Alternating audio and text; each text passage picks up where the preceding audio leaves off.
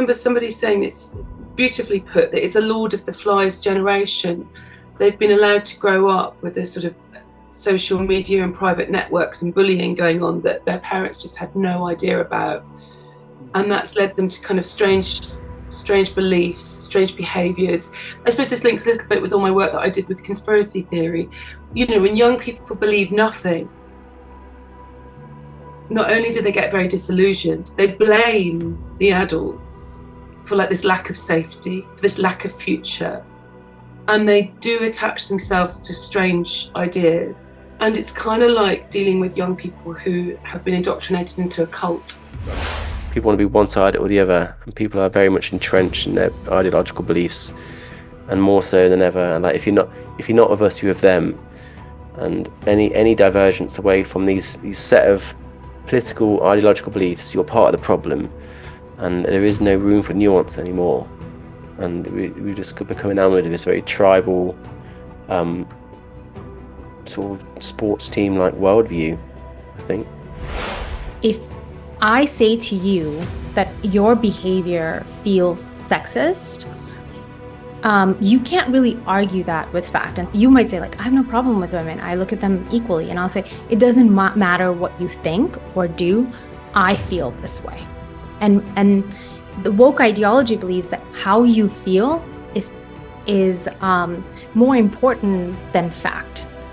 And so if someone says, this is my lived experience, and if an ideology says that's valid, it is impossible to argue with. How can you change someone's perspective on how they feel? Well, I think that in terms of British race relations, I think the main problem is that increasingly we're importing what I consider to be a quite toxic brand of racial identity politics from the United States. And I think that's hugely problematic, because when compared to America, we have a very different national history and context surrounding race. And I think that more generally, when you look at our race relations conversation, I think in recent times it has been particularly divisive and polarized. I was thinking about this the other day, that in fact the left and those black activist groups who have kind of used racism and the racist sort of trope, in a sense, have kind of put on so many restrictions around their own, actually I don't know if it's around their children, it's certainly around young people, that I think that they have become the problem now. They have actually become the problem. And you've got this complete inverse of power, which is young graduates maybe going into working, financial services, are being able to threaten, almost blackmail senior management, and then they sort of said, so what can we do? And I said, get a backbone.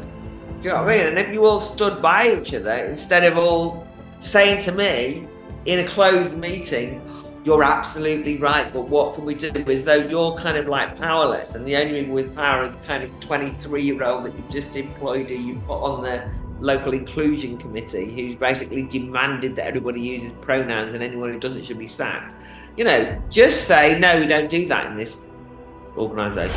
So do you believe all the advances of technology, science, medicine, do you really believe, totally, 100%, that humans can change sex?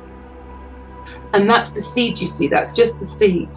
Because they're so got at this level of trans women are women and be kind and you're a bigot.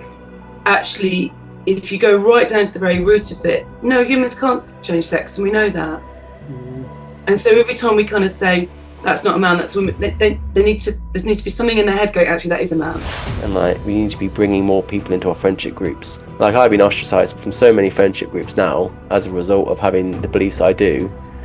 And I don't think I've necessarily changed. I think the world sort of changed and become hypersensitive to any sort of divergence from a very selective set of political opinions. And that is the problem. Just not wanting to talk to, associate with, date, hang out with anyone that's different to yourself. And you're only building the walls of your own ignorance. And that's got to stop.